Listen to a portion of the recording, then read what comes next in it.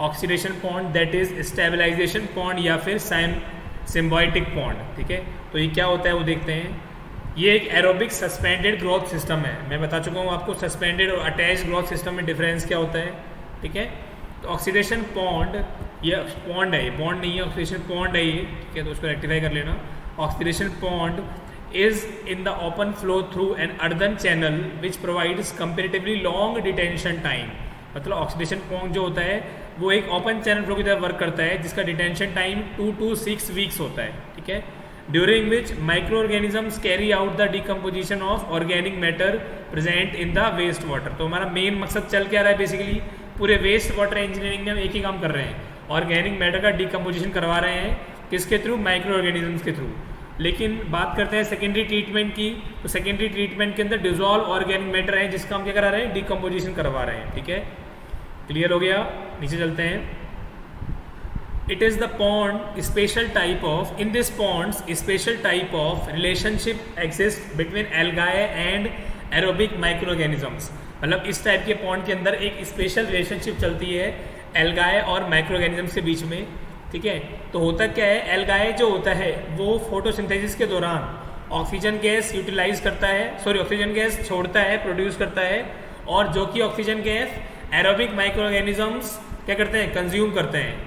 Consume करने के बाद वो क्या करते हैं, वो डिकम्पोजिशन करते हैं और बायोमास का निर्माण करते हैं। बायोमास मतलब बेसिकली मेरे माइक्रो ऑर्गेनिजम्स। ठीक है, मैंने क्या बताया आपको, इस टाइप के पॉन्ड के अंदर स्पेशल टाइप की क्या चलती है, टेक्निक चलती है, रिलेशनशिप चलती है। किसके बीच में? एल्गाए और माइक्रो ऑर्गेनिजम्स के बीच में। तो एल्गाए क्या करते हैं, फोटोसिंथेसिस के दौरान ऑक्सीजन गैस प्रोड्यूस करते हैं। ठीक है, जो कि यूटिलाइज की जाती है किसके द्वारा, एरोबिक माइक्रो ऑर्गेनिजम्स के द्वारा यूटिलाइज की जाती है। ठीक है, leading during formation of biomass. ठीक है, तो उससे क्या होता है, बायोमास का निर्माण होता है। मैं बता चुका हूँ वो बायोमास क्या होता है। Biomass is a by product after decomposition of organic matter by the micro. बताया आपको बायोमास क्या होता है। Biomass is a kind of by product after decomposition of organic matter which is completed by micro organisms. ठीक है, which in turn utilized by the algae as nutrient. जो कि आगे जो मेरा बायोमास बनता है, जो कि एल्गाए क्या करता है, उसको यूटिलाइज कर लेता है एज ए न्यूट्रिएंट या फिर एज ए एनर्जी सोर्स। ठीक है ना, तो जो बायोमास बनाया मेरा माइक्रो ऑर्गेनिजम्स ने, उसको मेरा एल्गाए वापस से एज ए एनर्जी के तौर पर यूटिलाइज कर लेगा। ठीक है, इस तरीके की जो रिलेशनशिप को बोलते हैं हम क्या, सिम्बायोटिक रिलेशनशिप या फिर म्यूचुअल रिलेशनशिप। ठीक है ना, such type of relationship also exist between aerobic and anaerobic micro organisms. और इस तरीके की जो रिलेशनशिप है वो एरोबिक और नॉन एरोबिक और एनारोबिक माइक्रो ऑर्गेनिज्म बीच में भी चलती है।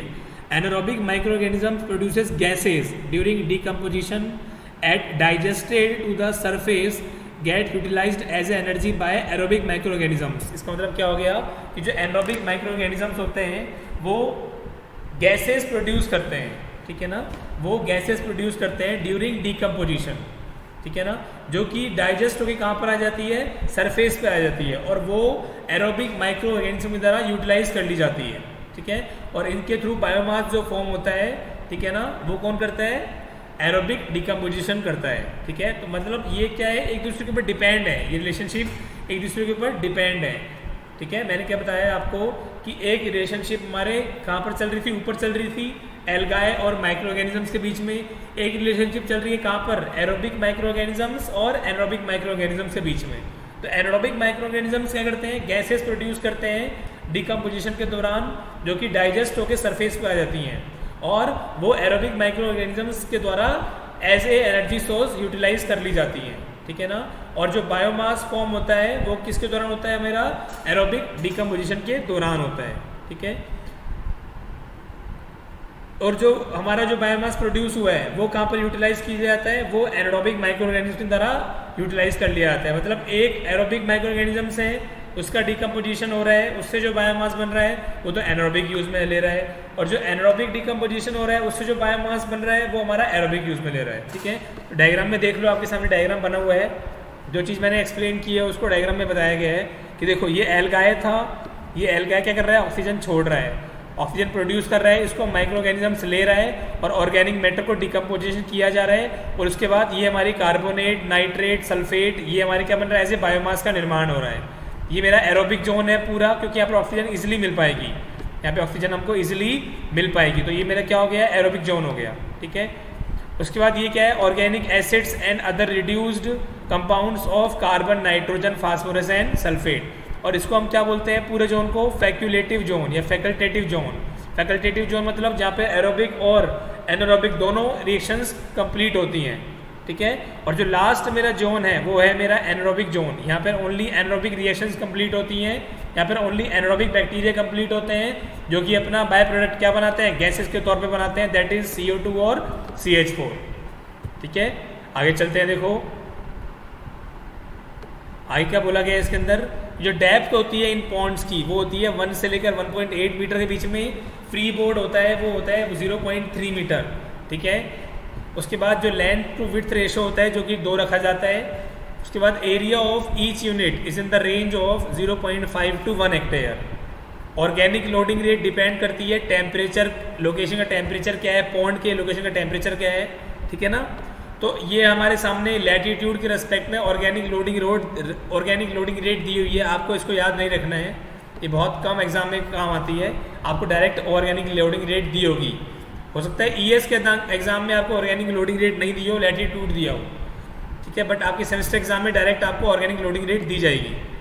BOD रिमूवल एफिशिएंसी होती है इस पॉन्ड की 99%, और जो पैथोजेनिक बैक्टीरिया होते हैं उनकी एफिशिएंसी होती है रिमूवल की 98 to 99%। जो एफ्लुएंट्स होते हैं इस पॉन्ड के वो सफिशिएंटली क्लैरिफाइड होते हैं, इसलिए इनको हम रिवर में डिस्पोज नहीं करते हैं। ठीक है ना, इसको एज ए मैन्योर काम में लेते हैं, सीवेज फार्मिंग के अंदर ऐसे खाद काम में ले जाता है। ठीक है, उसके बाद ये जो यूनिट्स होती हैं, मतलब ये जो पॉन्ड्स होते हैं, ये छोटे गांव में प्रोवाइड कराए जाते हैं। ठीक है, जहाँ पर हमको पावर सप्लाई नहीं मिलता है वहाँ प्रोवाइड कराया जाता है, क्योंकि ये कैसे हो रहा है, बिना पावर सप्लाई के हो रहा है। ठीक है, overloading at these ponds results in order problem. ज़्यादा अगर आप लोडिंग कर देंगे तो वहाँ पर ऑर्डर प्रॉब्लम हो जाएगी, गंदगी की प्रॉब्लम हो जाएगी। ठीक है, स्मेल चालू हो जाएगी। ठीक है, which is avoided by adding sodium nitrate. तो अगर मान लो स्मेल आना चालू हो जाती है तो उसको हम सोडियम नाइट्रेट की हेल्प से दूर कर देंगे, जो कि ऑक्सीडाइजिंग एजेंट का काम करता है और न्यूट्रिएंट का काम भी करता है। किसके लिए, एल्गी के लिए।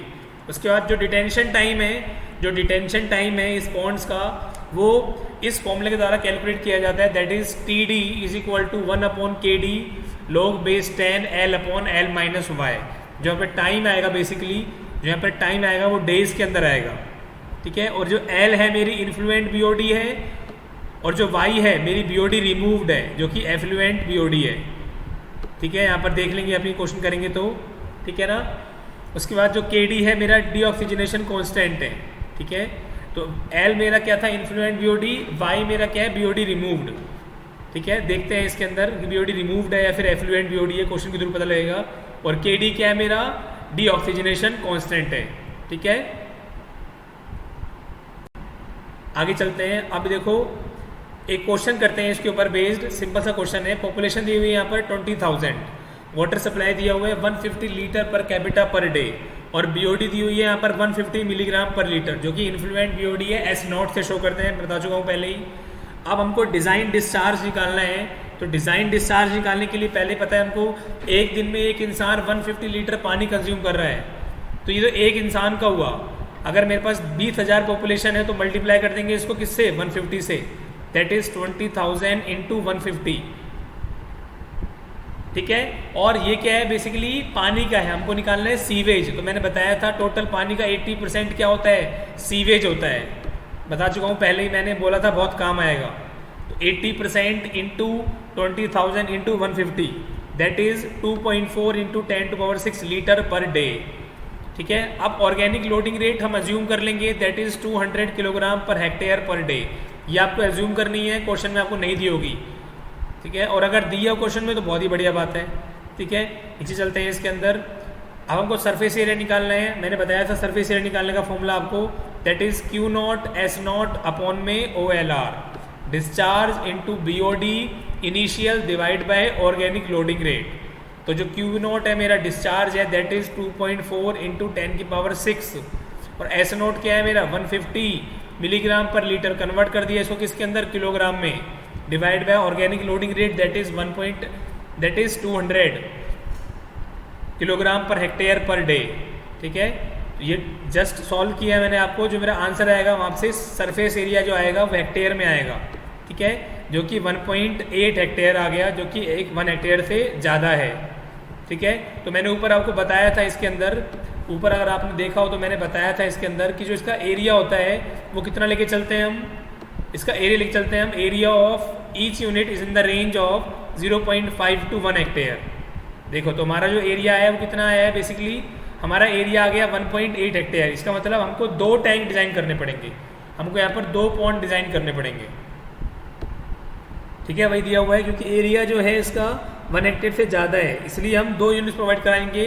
और हर एरिया, हर जो पॉन्ड है उसका एरिया कितना होगा, 0.9 हेक्टेयर ईच। 1.8 हेक्टेयर को डिवाइड कर दिया 2 से, तो एक पॉन्ड का एरिया कितना आ गया, 0.9 हेक्टेयर। उसके बाद assume L upon B ratio 2, देखो ऊपर दिया भी हुआ है कि लेंथ अपॉन विड्थ रेशो कितना ले सकते हैं हम, देखो ये लिखा हुआ, ये सारे डिजाइनिंग पैरामीटर दिए हुए हैं। Length to the width ratio is capped 2, ये दिया हुआ है, तो L/W वी कैन टेक 2, तो हम जस्ट ऐसे हम ले लेंगे L/W इज इक्वल टू 2, देखो यहाँ पर हम ले लिया है, तो यहाँ पर L/B इज इक्वल टू 2 आ गया। तो सरफेस एरिया बता चुका हूँ आपको मैं क्या होता है, इसमें सब चीज़ें हम जो हम पढ़ चुके हैं।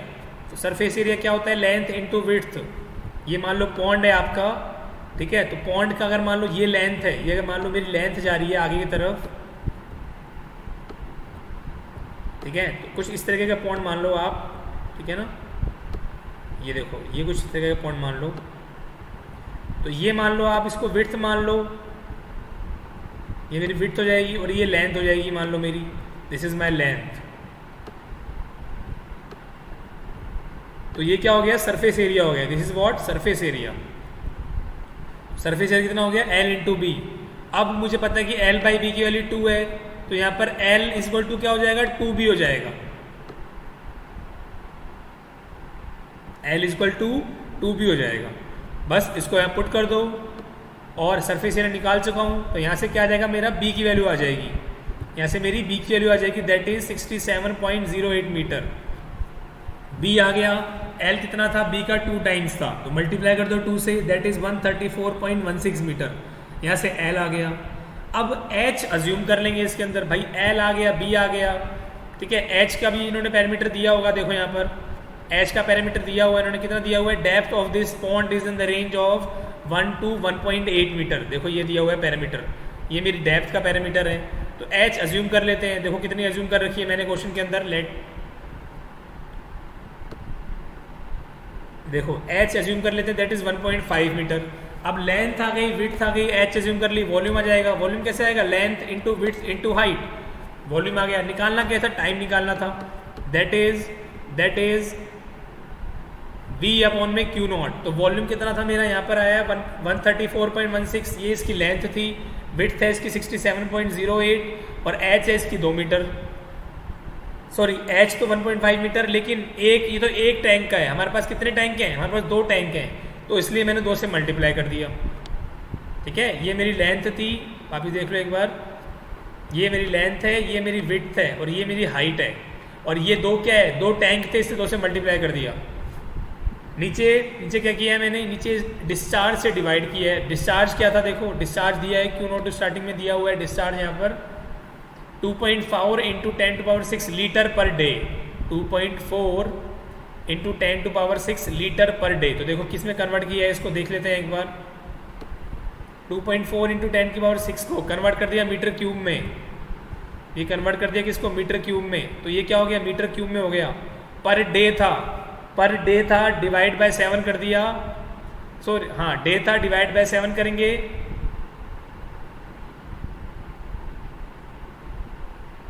तो ये क्या हो जाएगा, ये वीक में आ जाएगा, किस में आ जाएगा, ये वीक में आ जाएगा, क्योंकि एक वीक में 7 दिन होते हैं, तो डिवाइड बाय 7 कर दिया, तो ये किस में आ गया, ये वीक में आ गया, दैट इज 1.6 वीक।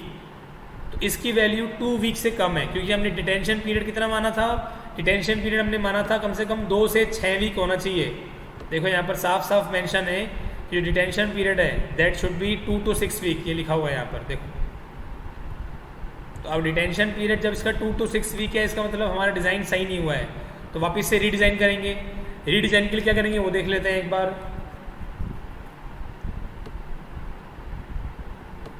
तो यहाँ पर हम क्या करेंगे, रीडिज़ाइन करेंगे। अब यहाँ पर क्या करेंगे हम, लेंथ जो विड्थ थी मेरी, विड्थ हम ले लेंगे 70 मीटर, जो मेरी 67.08 आई थी हम उसको 70 मीटर ले लेंगे। लेंथ इसका 2 टाइम्स जाएगा, दैट इज़ 140 मीटर। और फिर उसके बाद हाइट कितनी है इसकी, हाइट जो हमने कितनी ली थी यहाँ पे 2 मीटर हाइट ली थी। यहाँ पर कितनी हाइट ली थी, हाइट हमने 1.5 मीटर ली थी। यहाँ पे हम हाइट ले लेंगे यहाँ पर कितनी, 1.8 मीटर। तो जब अब डिज़ाइन करेंगे तो देखो क्या चेंजेस आएंगे। अब जब डिज़ाइन करेंगे तो क्या चेंजेस आएंगे यहाँ पर, ये मेरी लेंथ है, this is my width, this is my height, और 2 से मल्टीप्लाई क्यों किया है, क्योंकि यहाँ पे कितने यूनिट है, 2 पॉइंट है, 2 पॉइंट है। डिवाइड बाय क्या है, डिस्चार्ज है। ये इस डिस्चार्ज को कन्वर्ट किया है मीटर क्यूब में, और डिस्चार्ज क्या था मेरा 2.4 वापस देख लो एक बार। डिस्चार्ज क्या था मेरा यहाँ पर,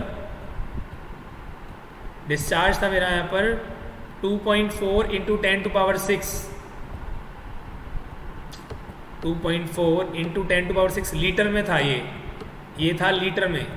तो इसको मीटर क्यूब में कन्वर्ट करने के लिए क्या करेंगे, डिवाइड बाय 10 टू पावर 3 करेंगे, या फिर divide into multiply by 10 to power -3 करेंगे। वही किया मैंने, देखो ये किया वो। अब ये मीटर क्यूब पर डे था, ये मीटर क्यूब पर डे था, ठीक है। और ये चीज़ कहाँ पर है, कुछ इस तरीके से है, ये देखो ये कुछ इस तरीके से है कि ऊपर यहाँ पर कुछ ना कुछ वैल्यू अवेलेबल है मेरे पास, ये मीटर क्यूब में आएगी, ये मीटर क्यूब में आएगी, और नीचे कैसे अवेलेबल है, ये metre cube per day, metre cube per day में आएगा ये। बस अब क्या करना है मुझे यहाँ पर, बेसिकली ये मीटर क्यूब, ये क्या था मेरा, वॉल्यूम था, और नीचे क्या है मेरा यहाँ पर, डिस्चार्ज है।